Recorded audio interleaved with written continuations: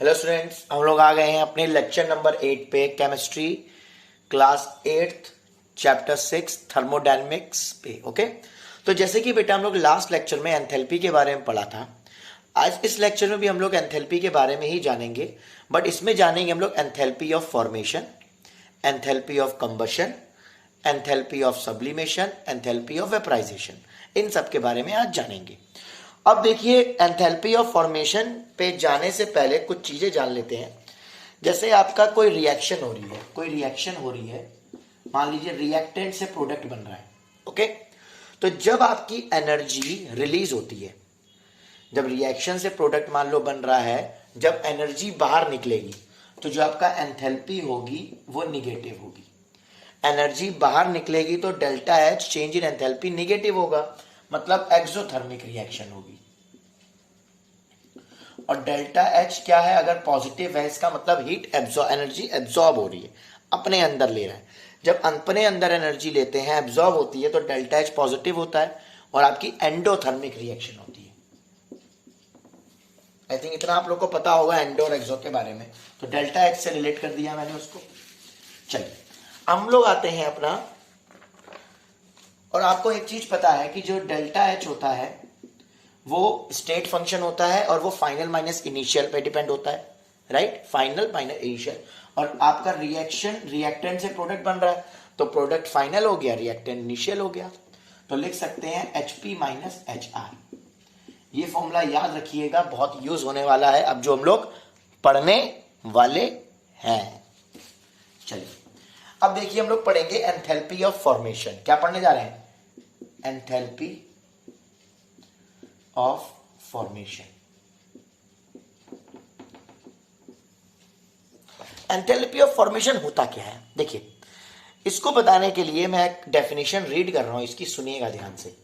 Amount of heat released और absorbed when one mole of compound is formed। जब एक मोल compound form होगा, जब एक मोल का कंपाउंड फॉर्म होगा, उस समय जो एनर्जी रिलीज होगी और एब्सॉर्ब होगी उसको बोलते हैं हम लोग एंथैल्पी ऑफ फॉर्मेशन। फिर से बोल सुनिए, अमाउंट ऑफ हीट एब्सॉर्ब्ड और released when one mole of compound is formed by it's constituent element, जो भी उसके कॉन्स्टिट्यूएंट एलिमेंट होंगे in the free natural state, in the free natural state. और जो भी आपके फ्री नेचुरल स्टेट वाले एलिमेंट होते हैं, अगर उनको स्टैंडर्ड कंडीशन में रखा जाए तो वो उनकी एंथैल्पी जीरो हो जाती है। आगे न्यूमेरिकल करेंगे तो मैं बताऊंगा। अब ये जानिए, अमाउंट ऑफ हीट एब्जॉर्ब्ड और released when one mole of compound is formed by it's constituent elements in their free natural state. Example से देखते हैं, जैसे H2 है, H2 प्लस O2 क्या बनाएगा? आपका H2O बनाएगा। लेकिन यहां पर 2 है तो यहां पर 2 लगाना पड़ेगा। अब मुझे 2 मोल नहीं चाहिए, मुझे 1 मोल का कंपाउंड बनाना है, तो मैं यहां से 2 हटा के यहां हाफ लगा दूंगा, तो बैलेंस हो गई। तो इस प्रोसेस में जो एंथैल्पी का प्रोसेस हुआ, रिएक्शन में जो भी प्रोसेस हुई, उसको बोलते हैं डेल्टा HF। डेल्टा HF क्या है? Enthalpy of formation. इस रिएक्शन में जो भी आपने 1 मोल के लिए प्रोसेस करी उसको बोलते हैं डेल्टा HF और एंथैल्पी ऑफ फॉर्मेशन। अगर हीट रिलीज होगी तो डेल्टा H निगेटिव, अगर हीट एब्जॉर्ब होगी तो डेल्टा H पॉजिटिव। बाहर निकलेगी तो निगेटिव, अंदर आएगी तो पॉजिटिव। ओके, चलिए एग्जांपल और देखते हैं। जैसे कि आपको पता है, जो आपका H2 मैंने बोला plus half O2 gives H2, right? तो आपका डेल्टा HF निकल गया, राइट? मैंने आपको बताया। अब डेल्टा HF क्या होता है? Enthalpy of product minus enthalpy of reactant. ये पता है आपको, राइट? एंथैल्पी ऑफ फॉर्मेशन पूरी रिएक्शन की प्रोसेस हो गई 1 मोल के लिए। और ये क्या होता है? HP minus HR। अभी मैंने ऊपर बताया था, फॉर्मूला भी लिखा है। तो होगा क्या? प्रोडक्ट में क्या है? H2O है, माइनस रिएक्टेंट में देखिए फ्री स्टेट में पाए जाने वाले कॉन्स्टिट्यूएंट एलिमेंट है। अगर मैं इस रिएक्शन को कंसीडर कर रहा हूं स्टैंडर्ड कंडीशन में, 25 degree Celsius temperature 1 ATM, standard condition में अगर ये रिएक्शन हो रही है, मतलब 25 डिग्री टेम्परेचर सेल्सियस मतलब 1 ATM, राइट? तो होगा क्या? जो आपके रिएक्टेंट पे ये दिए हैं फ्री स्टेट में एलिमेंट जो भी दिए हैं, इनकी एंथैल्पी जीरो हो जाएगी। इनकी एंथैल्पी क्या हो जाएगी? जीरो हो जाएगी, क्योंकि ये फ्री स्टेट पे पाए जा रहे कॉन्स्टिट्यूट है, तो इनकी एंथैल्पी स्टैंडर्ड कंडीशंस पे जीरो हो जाती है। ठीक, तो हमारा डेल्टा एच एफ जो है वो किसके इक्वल आ गया? HH2O के। बहुत बड़ी बात है ये। इसका मतलब ये है कि जो आपका एंथैल्पी ऑफ फॉर्मेशन है वो इक्वल है कंपाउंड की एंथैल्पी के। मतलब अगर आप स्टैंडर्ड कंडीशंस पे रिएक्शन कर रहे हो तो जो आपकी एंथैल्पी फॉर्मेशन होगी वही आपकी कंपाउंड की एंथैल्पी होगी। समझिए, मान लीजिए मैंने ये मेरी डेल्टा एच एफ इस रिएक्शन की है -400, तो कंपाउंड की एंथैल्पी भी क्या हो जाएगी? -400। ये बहुत इंपॉर्टेंट चीज मैंने आपको समझाई है। एक और एग्जांपल से देखते हैं, आइए। मान लीजिए मेरे पास C+O2 है, C+O2 गिव CO2 और इसका डेल्टा एच एफ क्या है? -300 किलो जूल पर मोल। ठीक, 1 मोल पे है ये। तो अगर मैं बोलूं इसका डेल्टा एच एफ, इस रिएक्शन का डेल्टा एच एफ ये is equal to HP - HR होगा, राइट? स्टैंडर्ड कंडीशन पे रिएक्शन 25 डिग्री सेल्सियस 1 atm। तो प्रोडक्ट में क्या है? HCO2 माइनस फ्री स्टेट में पाए जाने वाले एलिमेंट है ये, जो इसको मिलके बना रहे हैं। तो स्टैंडर्ड कंडीशन में इनकी एंथैल्पी जीरो होती है। तो delta H F is equal to enthalpy of CO2, heat of formation कितना था? -300। तो एंथैल्पी ऑफ कंपाउंड भी कितने हो जाएगा? -300। यही चीज मुझे बतानी थी। आई थिंक ये चीज आपको क्लियर हुई होगी बेटा, इसमें कोई डाउट? ओके, चलिए आगे बढ़ते हैं। एंथैल्पी फॉर्मेशन आपको क्लियर हो गया। चलिए एक चीज बताता हूं, जैसे H2 है प्लस Cl2 है, ये 2HCl बना रहा है, राइट? तो डेल्टा HF जो है वो आएगा आपका -44। क्या ये डेल्टा HF, क्या ये रिएक्शन हमारी जो है डेल्टा HF -44 आ रहा है, क्या ये 1 मोल के लिए? क्या ये 1 मोल के लिए 44 है? ध्यान से देखिए reaction, H2 + Cl2 give 2HCl। नहीं, ये 2 मोल के लिए है। ये जो हमारा डेल्टा HF आ रहा है ये 2 मोल के लिए आ रहा है, और हमें निकालना कितने के लिए होता है? डेफिनेशन में लिखा था 1 मोल। तो क्या बोलेंगे? 2 मोल के लिए जो हमारा एंथैल्पी H2HCl की है वो कितनी आ रही है? -44। तो 1 मोल के लिए कितनी आ जाएगी हमारी HCl के लिए? -44 डिवाइड बाय 2 -22। तो 1 मोल के लिए बात होती है, 2 या 3 या 10 मोल के लिए नहीं, ध्यान रखिएगा। तो -22 मेरा डेल्टा HF आ गया फॉर 1 मोल, और यही मेरा कंपाउंड का हो गया, राइट? चलो, इतना क्वेश्चन क्लियर हुआ होगा आपको, राइट? इतने में तो कोई डाउट नहीं है ना? ओके, चलिए मैं क्वेश्चन दे रहा हूं आपको, ये आपको मुझे चैट में इसका आंसर आपको बताना है। CH4 + 2O2 गिव्स, जो नहीं बताएगा तो समझ लीजिए मार्क्स डिडक्ट हो जाएंगे। ओके, ये उन बच्चों के लिए जो मुझसे ऑलरेडी स्कूल में पढ़ते हैं, ठीक है ना, जो मार्क्स इंटर्न मार्क्स कम हो जाएंगे, ठीक है? बाकी लोग तो आराम से देखो, बट उनको भी आंसर देना है। तो CH4 2O2, तो डेल्टा HF जो है CH4 CO2 और H2। CH4 का मुझे दिया है -80 और इसका CO2 का दिया है -400 और H2O का दिया है -300। ये सब किलो जूल पर मोल के हैं, किलो जूल पर मोल, क्योंकि 1 मोल पे बात हो रही है। तो आप बोलोगे सर आपने O2 तो दिया नहीं। अरे मेरे प्यारे बच्चों, आप खुद बताइए O2 का जो होगा वो क्या हो जाएगा? 0। क्यों? क्योंकि ये स्टैंडर्ड कंडीशन पे रिएक्शन हो रही है 25 डिग्री सेल्सियस 1 atm पे, और जो हमारे जो एलिमेंट होते हैं जो हमारे फ्री स्टेट वाले स्टैंडर्ड कंडीशन में उनकी एंथैल्पी 0 होती है। तो O2 पाया जा रहा है, तो O2 की एंथैल्पी क्या हो जाएगी? फ्री स्टेट में अकेला पाया जा रहा है, 0 हो जाएगी। मुझे इसका आंसर बताइएगा, डेल्टा HF क्या आएगा? ओके, डेल्टा H क्या आएगा आपका, मुझे बताइएगा। प्रोडक्ट माइनस इनिशियल, राइट होता है। डेल्टा H क्या होता है? डेल्टा HF कैसे निकलता है? Final HP - HR। अब मुझे ये बताइएगा क्या आएगा आंसर। ये तो 0 हो जाएगा। आंसर बताइए कमेंट सेक्शन में, चेक करूंगा मैं। ओके, चलिए अब हम पढ़ने जा रहे हैं enthalpy of combustion. Enthalpy of combustion. अब ये एंथैल्पी ऑफ कंबशन होता क्या है, देखिएगा ध्यान से। बेसिकली आपको पता है, अभी मैंने आपको बताया कि एंथैल्पी ऑफ फॉर्मेशन किसके इक्वल होता है? स्टैंडर्ड कंडीशन में अपने कंपाउंड की एंथैल्पी के बराबर होता है। तो इसमें भी वही कंडीशन होती है, ठीक, इसमें भी वही चीज होती है। अब इसकी डेफिनेशन सुन लीजिए कि अमाउंट ऑफ एनर्जी एब्जॉर्ब्ड और रिलीज्ड। अब ऑब्वियस सी बात है, कंबशन में हीट एब्जॉर्ब तो हो नहीं रही है, रिलीज ही होगी। तो amount of energy released when 1 mole, यहां भी 1 मोल की बात हो रही है, when 1 mole of gas, sorry 1 mole of compound is compressed in an excess air. 1 mole के कंपाउंड को पूरी तरह कॉम्प्रेस कर दिया जाए in the excess of air, तो जो एनर्जी रिलीज होगी उसको बोलेंगे energy of combustion, enthalpy of combustion. तो एग्जांपल देखते हैं, जैसे CH4 है plus 2O2 gives CO2 plus 2H2O, right. ये हमारे पास प्रोसेस है, ओके।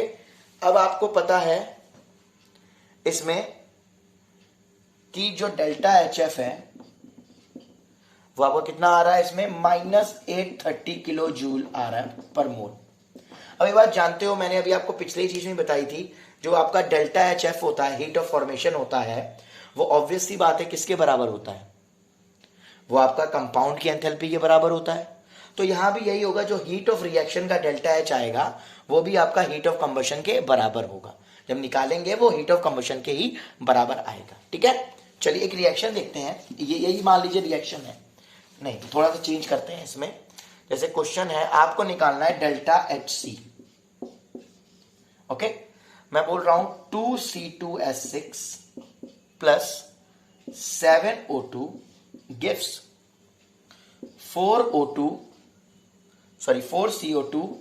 Plus 6H2O।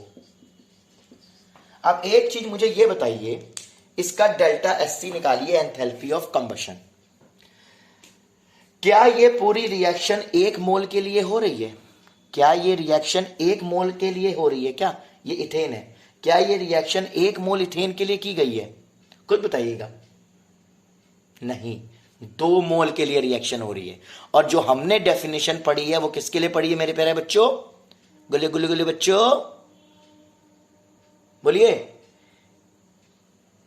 भानवर जी बताइए, भावेश, निशा, नेहा, भावना, बोलिए।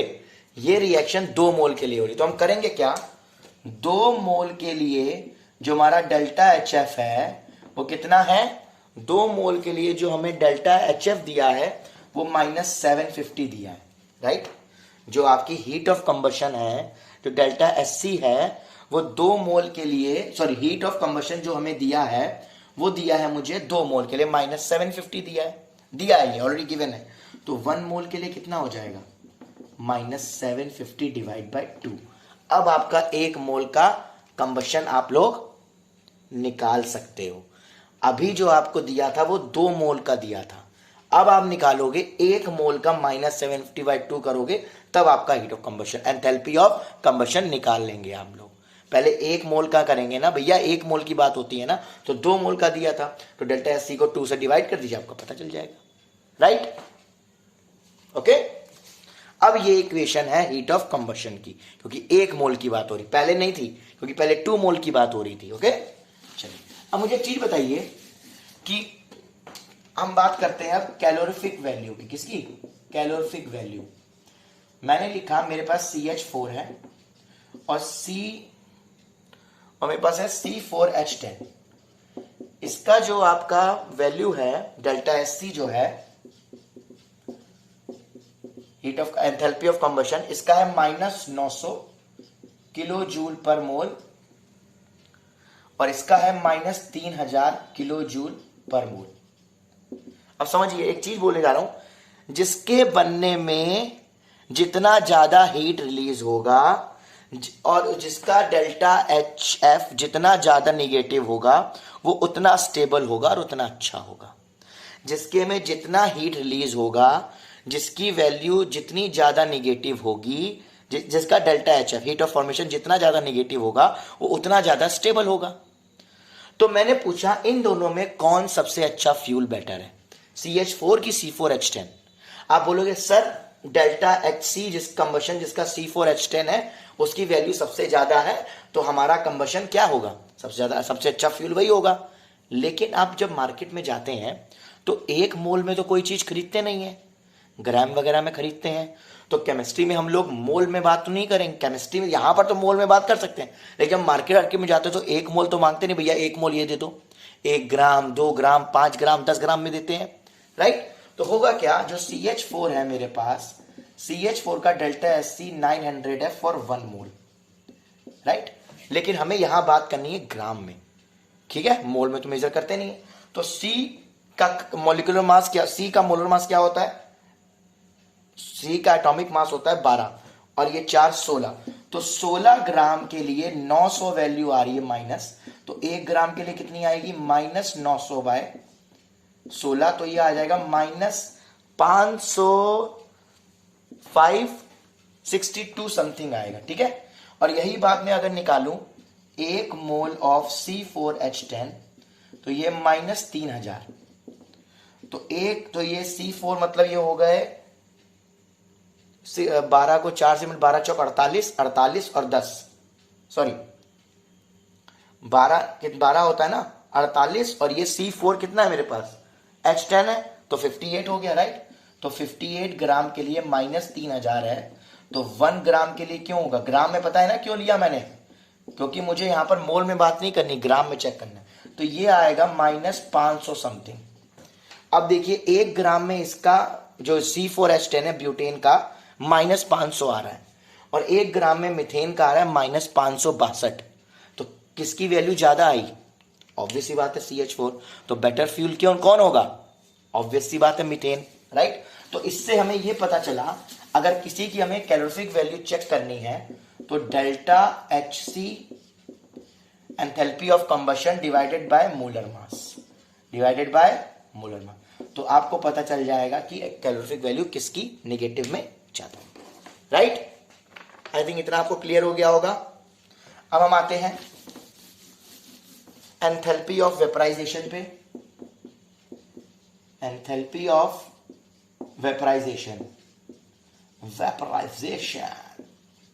यो चलिए, एंथैल्पी ऑफ वेपराइजेशन आपको पता है, अगर मुझे H2O दिया है लिक्विड फॉर्म में, मुझे बनाना है H2O को गैस के फॉर्म में, तो मैं बॉईल करूंगा, वेपर के फॉर्म में बनाना है, बॉईल किया मैंने, तो एनर्जी इसको दी, तो डेल्टा एच आपका क्या होगा, पॉजिटिव होगा, राइट, एंथैल्पी।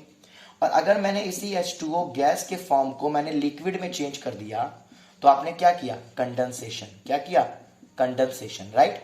तो डेल्टा एच कंडेंसेशन क्या होगा, निगेटिव होगा। अब एनर्जी क्या हो रही है, रिलीज हो रही है, लिक्विड गैस से लिक्विड में बन रहा है, गैस से लिक्विड में, तो एनर्जी क्या हो रही है, रिलीज हो रही है। और एनर्जी जब रिलीज होती है तो क्या होता है, एनर्जी जब रिलीज होती है तो बेटा क्या होता है, तो आपकी डेल्टा एच निगेटिव होता है, राइट। तो ये चीज है वेपराइजेशन की। अब आते हैं एंथैल्पी ऑफ कंबशन पे, सब्लिमेशन पे, एंथैल्पी ऑफ सब्लिमेशन।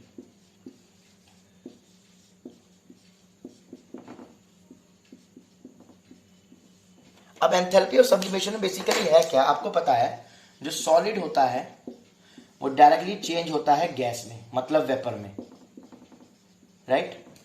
तो इसको सब्लिमेशन बोलते हैं, लेकिन बीच में एक प्रोसेस तो होती होगी ना, तो बीच में एक प्रोसेस होती है जो हमें दिखती नहीं है और हमें पता नहीं चलती है, ठीक है, डायरेक्ट, क्योंकि वो चेंज इतना फास्ट होता है, फास्ट क्या मतलब धीरे ही होता है, वैसे फ्लो प्रोसेस तो स्लो होता है, लेकिन बीच की जो स्टेट होती है वो दिखाई नहीं देती। तो बीच में हमारा लिक्विड आता है, राइट। तो पहले ये सॉलिड से लिक्विड में जाएगा तो मेल्ट होगा, और फिर लिक्विड्स में जाएगा तो ये लिक्विड से गैस में जाएगा तो वेपराइजेशन होगा। तो मतलब जो हमारा डेल्टा एच एफ है, मतलब जो हमारा डेल्टा एच एफ सब्लिमेशन है, जो एंथैल्पी ऑफ सब्लिमेशन है वो किसके इक्वल होगा, वो होगा H of melting plus H of vaporisation.